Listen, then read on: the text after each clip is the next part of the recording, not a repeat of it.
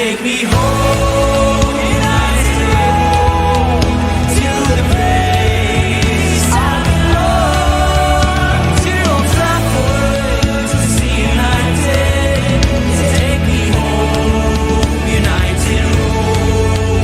Take me home, United Road. Oh, take me home, United Road.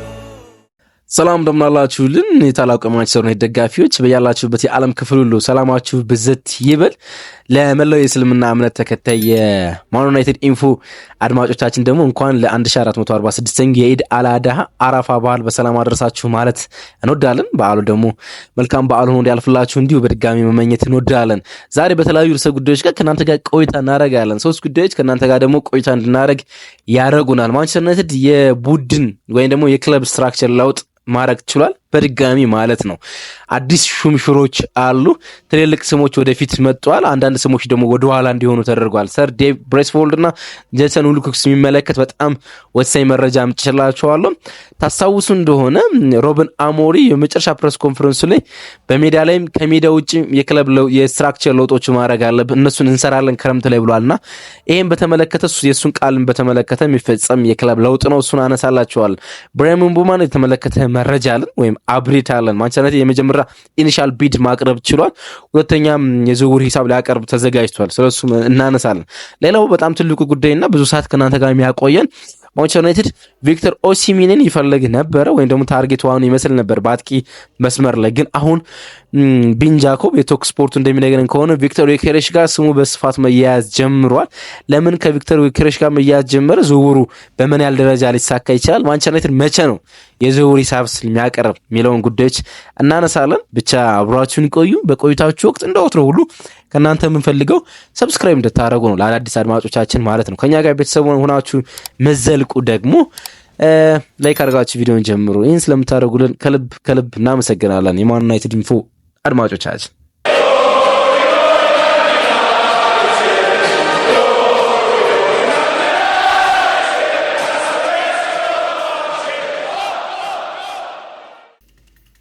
ማንቸስተር በፊት መስመር አጥቂ ቦታ ላይ እስካሁን ምንም አይነት ጥያቄ ኦፊሻል ያቀረበለት የፊት መስመር ተጫዋች የለም። ቪክተር ኦሲሚን የሚሆን ወይም ደግሞ ራሱ የኩሬሽ ምንም አይነት ኦፊሻል ጥያቄ አላቀረበም። ግን ስሙ በስፋት ተያይዞ የነበረው ከቪክተር ኦሲሜኒ ጋር ነበረ። ግን ማንቸስተር ዩናይትድ ምንም አይነት የአጥቂ መስመር ተጫዋች ለማስፈረም መጀመሪያ በቤቱ ያሉትን የአጥቂ መስመር ተጫዋቾች ውስጥ መቀነስ ያለበት ይመስላል። በተለይ ደግሞ ሆይሉንድ ከክለቡ ጋር መለያየት እንዲሁም ደግሞ የሚጠበቁት ሶስቱ ዝውውሮች መፈጸም አለባቸው። የማርከስ ራሽፎርድ፣ የአሌሃንድሮ ጋርናቾ እንዲሁም የአንቶኒ ዝውውሮች ከማንቸስተር ዩናይትድ መውጣት በር ላይ ኦን መሆን አለባቸው። የአጥቂ መስመር ተጫዋች ከማስፈረሙ በፊት ግን ከቪክተር ኦሲሚኒ ጋር ስሙ በደንብ ይያዝ ነበር። ማንቸስተር ዩናይትድ ኦፊሻል ቢድ ወይም ደግሞ ኦፊሻል ጥያቄ ያቀርባል ተብሎ ይጠበቅ ነበር ለቪክተር ኦሲሚኒ። ግን ቪክተር ኦሲሚኒ ከአልሂላል ጋር መስማማት ችሏል። አልሂላሎች ከክለብ ወርልድ ካፕ በፊት ይፈልጉታል። ጋላታሳራይ ነገርየው የቋሚነት ጥያቄ አቅርቦለት ነበር ለናፖሊ ማለት ነው። በጋላታሳራይ እንደሚገኝ ይታወቃል። በቋሚ ለማስፈረም ጥያቄ አቅርቦ ነበር ጋላታሳራይ። ግን ቪክተር ኦሲሚኒ ወደ አልሂላል የሚያመራ ይመስላል። በጣም ከፍተኛ የሆነ የደሞዝ ጥያቄ ቀርቦለት እሱን ተቀብሏል። ናፖሊና አልሂላል ብቻ በዚህ ሳምንት በዚህ ሁለት ቀን ውስጥ ይነጋገሩና ኦፊሻል ነገር ውስጥ ይደርሳሉ ተብሎ ይገመታል። ከዛ ውጭ ሁሉም ነገር ኦሲሚኒ ከአውሮፓ ፉትቦል ውጭ የሆነ ይመስላል።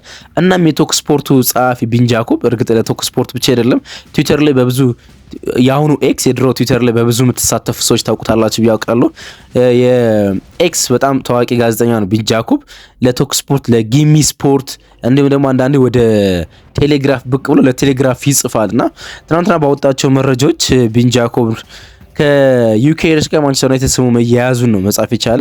ማንቸስተር ዩናይትድ ምንም አይነት የአውሮፓ ውድድሮች ላይ እንኳን ባይገኝ ዩኬኤርስ ማንቸስተር ዩናይትድን ኮንሲደር እያደረገ እንደሆነ ነው የተነገረ። ራሱ ቢን ጃኮብ ተጨማሪ መረጃዎችን ሲያወጣ ማንቸስተር ዩናይትድ ኦፊሻል ጥያቄ ለስፖርቲንግ ሊዝበን አላቀረበም ወይም አልተነጋገሩም። ግን ደግሞ ለስፖርቲንግ ሊዝበን ቅርብ ለሆኑ ሰዎችና ለስፖርቲንግ ሊዝበን የድርድር ሰዎች ግን የድርድሩ ወሳኝ ጥያቄዎች ምን እንደሆኑ ወይም ደግሞ ምን እንደሚፈልጉ ማንቸስተር ዩናይትድ ሪፖርቱ እንደጠየቀ ግን ተነግሯል። ለድርድር ባይቀመጡ እርግጥ እንደዚህ አይነት ነገሮች ሁሉም ክለቦች የሚያደርጉት ነው። ተጫዋቾች የሚሸጡት ከሆነ ምን አይነት ጥያቄዎች ነው የምትፈልጉት የተጫዋቹ ፕሮፋይል ብለው ይጠይቃሉ ክለቦች የሚሸጠውን ክለብ አካል ማለት ነውና የተለመደ ነው። ትልቅ ጉዳይ አይደለም። ግን ማንቸስተር ዩናይትድ ያን ጠይቋል። እናም ኮንሲደር ሊያደርግበት እንደሚችል በተለይ ቪክቶር ኦሲሜን ዝውውር አለመሳካቱን ተከትሎና ከአጥቂ ጀርባ ያለውን ወይም ደግሞ የብራያም ምቤሞን ዝውውር ወደ እሱ እንመለሳለን። የብራያም ምቤሞን ዝውውር ካጠናቀቀ ወይም በሱ ምትክ ሌላ ተጫዋች ካስፈረመ በኋላ እናም እንዳልኳችሁ ኮንዲሽናሎችን ከጠበቀ በኋላ አንዳንድ ኮንዲሽኖችን መጠበቅ አለበት። በተለይ ደግሞ እንዳልኳችሁ የአራቱ ተጫዋቾች ከክለቡ መውጣት የሚጠበቅና የፔሳር ሬጉሌሽን ነገ ወይም ከነገ ወደ ስለ ማንቸስተር ዩናይትድ እና የፒኤስአር ጉዞ አወራቸዋለሁ ብዬ አስባለሁ። ምክንያቱም አትሌቲክ ላይ በጣም ቆንጆ ሪፖርት ወጥቷል። ሰብስክራይብ ቢድ ላይ የሚገኝ ዜና ስለሆነ ወይም ደግሞ የግድ ተሽጦ መነበብ ያለበት ዜና ስለሆነ ጥቂት ቀን መጠበቅ ስላለብኝ ነውና እሱን ዜና ማወራችሁ ይመስለኛል። ሰር ጂሚ ራትክሊፍ አንድ በጣም ጥሩ ጉዞ ማድረግ ችለዋል፣ ፒኤስአርን በተመለከተ ከራሳቸው ኪስ በማውጣት ማለት ነውና ጥቂት የተስተካከለ ይመስላል። ማንቸስተር ዩናይትድ በዝውውሩ ላይ መሳተፍ እድሉ በጣም ሰፊ ነው።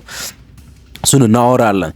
እናም የእነዛን ኮንዲሽኖች ከጠበቀ በኋላ ወደ ዩኬሬሽ ይመጣል ተብሎ ይጠበቃል። ከሩበን አሞሪም ጋር በጣም አስደናቂ ሊንክ አፕ አላቸው አይደለ? በስፖርቲንግ ሊዝበን ውስጥ ከሩበን አሞሪም ጋር 68 ጨዋታዎችን አድርገው 66 ጎሎችን ማስቆጠር ችሎ ነበረ። ስለዚህ በጣም ጥሩ ግንኙነት ነው ያላቸው። ሩበን አሞሪም ወደ ማንቸስተር ዩናይትድ ከመጡ በኋላ እናም ጥያቄ ሲቀርብላቸው ቪክቶር ዩኬሬሽን ከስፖርቲንግ ታስፈርመዋለህ ሲሉት በፍጹም አላረገውም። በተለይ በዚህ ጃንዋሪ ትራንስፈር ማርኬት አላረገውም ብሎ ነበረ። ግን እግር ኳስ የሚቀየሩ ነገሮች አሉ። ደግሞ ምህላቸውን የሰጡት ለጃንዋሪ ትራንስፈር ማርኬት ነበር። አሁን ደግሞ ስፖርቲንግ ኦፊሻሊ ለማርኬት አቀርቦታል። ኦፊሻሊ ብቻ አይደለም፣ እንዴት ለማርኬት እንዳቀረበው የምታውቁት 60 ሚሊዮን ፓውንድ ወይም ደግሞ 70 ሚሊዮን ዩሮ አካባቢ ይህን ተጫዋች ስፖርቲንግ ሊዝበኖች መሸጥ ይፈልጋሉ። ይሄ ደግሞ ኦፊሻል ስቴትመንት ነው ለስፖርቲንግ ሊዝበን ማለት ነው።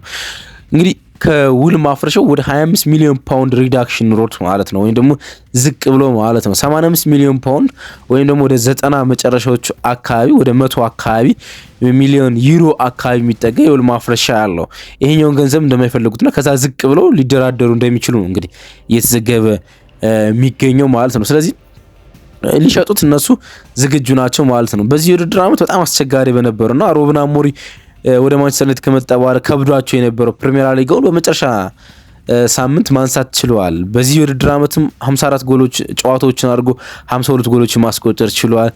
የፕሪሚየር ሊግን ብቻ ሳይሆን ሊግ ካፑንም ሰጧቸዋልና በቃ ፕሩቭን የሆነ ጎል አስቆጣሪ ወይም ደግሞ ነጮች እንደሚጨራቅ የሆነ ጎል አስቆጣሪ እንደሆነ መናገር እንችላለን። ግን ትልልቅ ፉክክሮች ይጠብቁታል ማንቸስተር ዩናይትድ ይህን ዝውውር ከማጠናቀቁ በፊት ማለት ነው። አንደኛው ከቼልሲ ነው የሚሆነው፣ ከቼልሲና አርሰናል ማለት ነው። ቼልሲ ክሪስቶፈር ንኩኩን የሚለቅ ከሆነ ኤክስትራ የስትራይከር ቦታ ማስፈረሙ የሚቀር አይመስልም። አሁን በእጃቸው ላይ ሊያም ዴላፕ አለ፣ 9 ቁጥር መለያም ሰጠውታል። ግን ክሪስቶፈር ንኩኩ የሚለቅ ከሆነ ተጨማሪ አጥቂ ሊያስፈርሙ ይችላሉ። ቼልሲ ደግሞ በገቢው ላይ እንዴት እንደሚሳተፍ ፕሪዲክት ማድረግ በጣም ከባድ ነውና እሱ አለ። ሁለተኛው አርሰናል ነው። አርሰናል የመጀመሪያ ፍላጎት ቤንጃሚን ሼሽኮን ከአርቢ ሌፕዚግ ማስፈረም ነው። ግን ደግሞ የቤንጃሚን ሼሽኮ ዝውውር ማይሳካ ከሆነ ወደ ስዊድናዊ ኢንተርናሽናል መዞሩ የሚጠበቅ ነው። ሌላ ግን የሚያስፈራ ጥያቄ ያቀርባሉ ተብሎ የሚጠበቁ ሁለት ክለቦች አሉ ከሳውዲ ቤት፣ አልቃዲሽ እና አልጊታድ። አልጊታድ በጣም ጥሩ አጥቂ አላቸው፣ ቤንዜማ አላቸው። ግን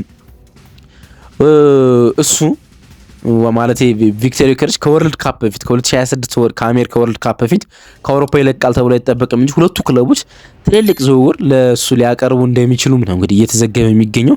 ቢንጃኮቭ መጨረሻ ላይ ቢንጃኮቭ እና ቶክ ስፖርት በጣም ታማኝ አይደለም፣ ግን በዝውውር ላይ በጣም ተሳታፊ የሆኑ ጋዜጠኞች ናቸው እና ሚዲያ ነው ቶክ ስፖርት እና አሌክሳንደር ሚትሮቪች ከሂላል የመልቀቅ እድል በጣም ሰፊ ነው እና ማንቸስተር ዩናይትድ ለአጭር ጊዜ እድሳት ወይም ደግሞ ለአጭር ጊዜ ፕሩቭን የሆነ ስትራይክን ለማስፈረምና በሊጉ ውስጥ ልምድ ያለው አሌክሳንደር ሚትሮቪችንም ሊያስፈርም እንደሚችል ነው እንግዲህ አብረው ማስነበብ የቻሉት ማለት ነው። እንዳልኳችሁ ትልልቅ ዜናዎች አይደሉም፣ ግን ለእናንተ መድረስ ስላለባቸው ነው እንግዲህ ያደረስኳችሁ ማለት ነው። ብራያም ምቤሞን የሚመለከት አፕዴት አለ።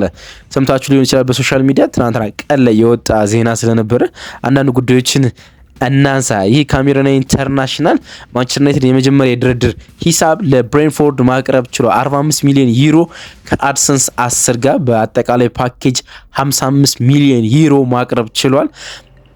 ግን ብሬንፎርዶች ሳይቀበሉት ቀርተዋል።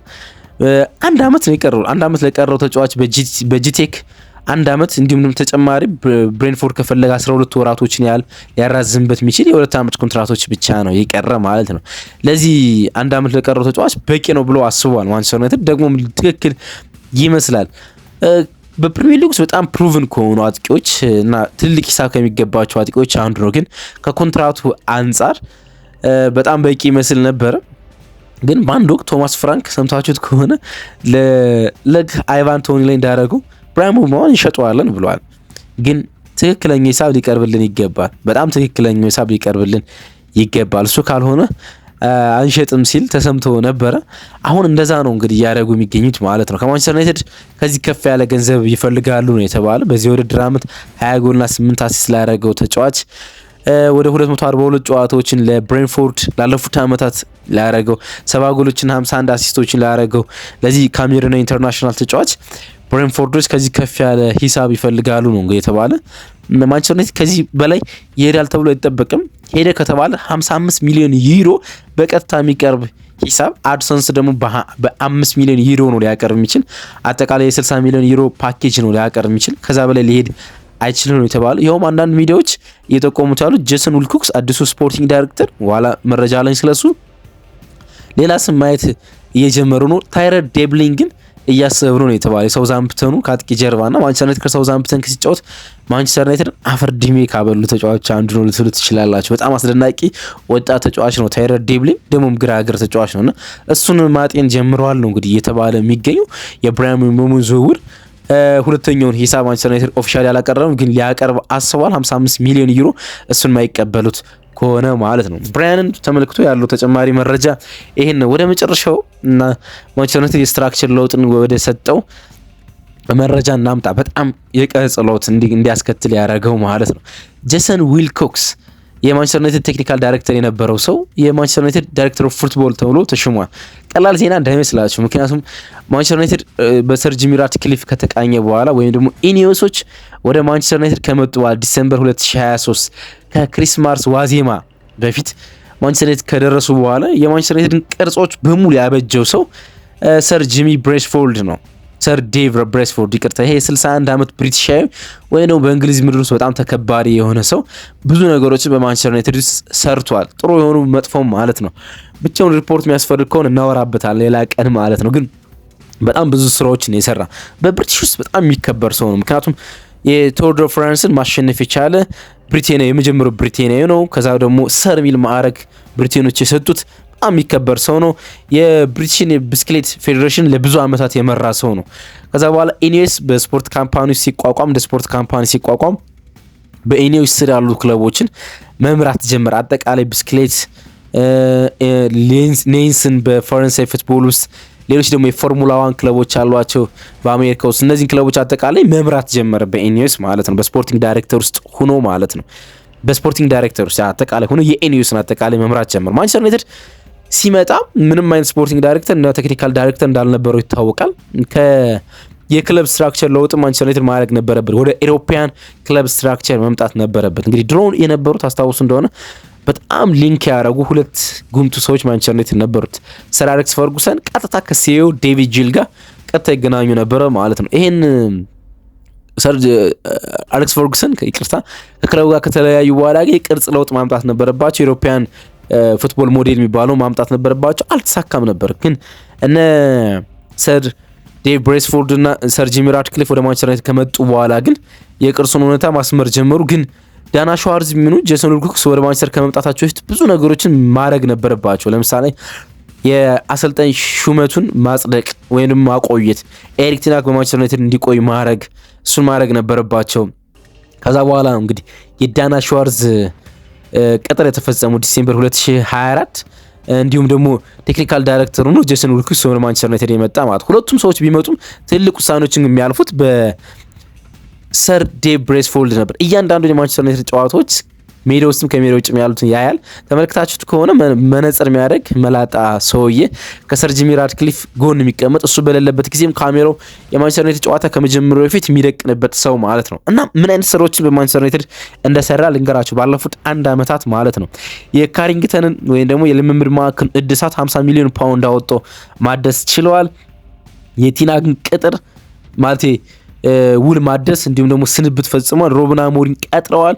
ግን ደግሞ ወሳኝ የሚባለውን ፕሮጀክት ጠንስሰዋል። ሚሽን 1 የሚባለውን ወይም ደግሞ የማንቸስተር ዩናይትድ ሴቶች ቡድን የመጀመሪያውን የሊግ ዋንጫ እንዲያነሱ ፕሮጀክት ማድረግ፣ ሚሽን 21 የማንቸስተር ዩናይትድ 21ኛውን የሊግ ዋንጫ እንዲያነሳ ማድረግ፣ እነዚህ ሁሉ ደግሞ እንዲሳኩ የተፈለጉት በፕሮጀክት 150 ማንቸስተር ዩናይትድ 2028 ላይ 150ኛ ዓመቱን ያከብራል። ይሄን ነገር አውርተነዋል የሆነ ጊዜ ፕሮጀክት 150 ሙሉ ዲቴልሱን አቀርቤላችሁ አውቃለሁ። ፕሮጀክት 150 የሚሉት ወይም ደግሞ ፕሮጀክት 150 የሚሉት እቅድ አለ። በ2025 28 ማንቸስተር ዩናይትድ በትልቅ ሁኔታ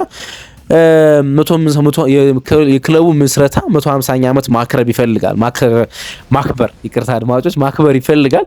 በዚህ በሚያከብርበት ጊዜ ውስጥ ሁለት ሚሽኖችን ማሳካት ይፈልጋል። ሚሽን 21 እና ሚሽን 1 ማለት ነው። በሴቶች ፕሪሚየር ሊግ የመጀመሪያው ዋንጫ ማንሳት በሱፐር ሊጉ ማለት ነው።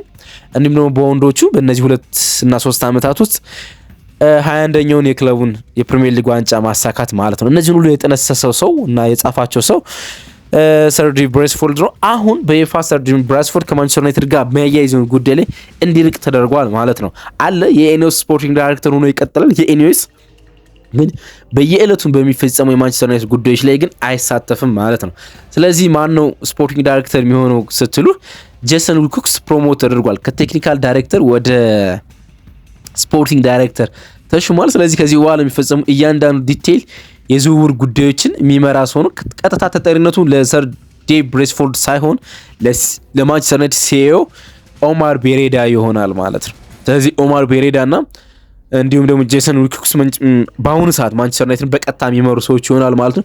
የኢኒዮስ ሰዎች የማንቸስተር ዩናይትድ የበላይ ሰው ቢሆኑም በየቀኑ ባሉ የክለቡ ተሳትፎች ውስጥ አይኖሩም ማለት ነው። ታስታውሳላችሁ በመጨረሻ ሳምንታት በተከታታይ ሩበን አሞሪም በሰጣቸው ጋዜጣዊ መግለጫዎች ላይ የሚያነሳቸው ነገሮች አሉ አይደለ? ብዙ ለውጦች ይጠብቁናል። በጣም ብዙ ለውጦች በክለቡ ውስጥም በሜዳ ውስጥም ከሜዳ ውጭም ባሉ የክለቡ ስትራክቸር ውስጥ ለውጦች ይጠበቁብናል ሲል ነበርና አንዱ ለውጥ የተደረገው እሱ ነው። የኢኒዮስ ሰዎች በቀጥታ እንዳይሳተፉ ማድረግ በክለቡ ጉዳይ ላይ ማለት ነው። ስለዚህ በክለቡ የተሾሙት ሲኢኦ ኦማር ቤሬዳ ከማንቸስተር ሲቲ የመጣውና ጄሰን ዊልኮክስ ማንቸስተር ዩናይትድን ከዚህ በኋላ እንዲመሩ ይደረጋል ማለት ነው። ከነሱ በታች ክሪስቶፈር ቬይቫል የክለቡ የሪኳየርመንት ባለሙያ ሆኖ ይቆያል ማለት ነው። አዲሱ የክለቡ ስትራክቸር እንግዲህ ይህን ይመስላል። ይህን ለማስቃኘት ነው። ሰር ዴቪድ ብሬስፎርድ የ61 ዓመት ብሪቲሽ ነው። ከዚህ በኋላ በቀጥታ ማንቸስተር ዩናይትድ አይሳተፍም ማለት ነው። ይህን ጉዳይ ለማንሳት ነው አብረን የቆየ ነው። ከልብ አመሰግናለሁ። የዛሬ መረጃዎቻችን እነዚህን መስሉ ነበር። አፕዴት የሚኖር ከሆነ ምሽት ላይ እንገናኛለን። ከሌለው ግን በተለመደው ነገ ማለዳ ላይ የምንገናኝ ይሆናል ማለት ነው። ስላገኘኋችሁ በጣም ደስ ይለኛል። መልካም ቀን ይሁንላችሁ።